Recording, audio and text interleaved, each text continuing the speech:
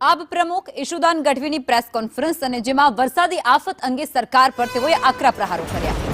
અમદાવાદ અને સુરતમાં પાણી ભરાવાને મુદ્દે સરકારને તેમના દ્વારા ઘેરવામાં આવી અને કરોડોના બજેટ છતાં પણ રસ્તાઓ ધોવાઈ ગયા હોવાનો તેમના દ્વારા અહીં સરકારને કઠોરતાપૂર્વક સવાલ કરવામાં આવ્યો છે।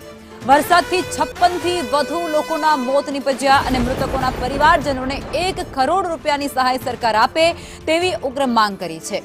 સરકારે પ્રી મોન્સૂન પ્લાનિંગમાં સદંતર નિષ્ફળ ગઈ છે।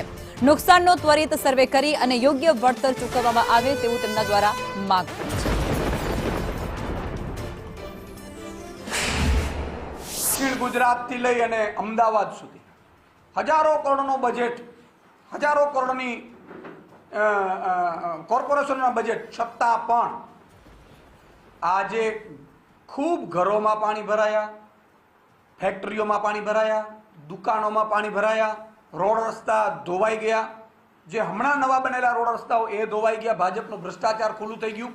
અને સૌથી મોટી વસ્તુ એ છે કે મીડિયા રિપોર્ટ્સ પ્રમાણે ગુજરાતમાં આ જે પૂરની પરિસ્થિતિ આવી છે એમાં 56 થી વધુ લોકોના મોત થયા છે। 56 થી વધુ લોકોના મોત થયા છે। હજી કેટલાય પણ ગુમ છે, લાપતા છે, કેટલાય લાશો મળી રહી છે।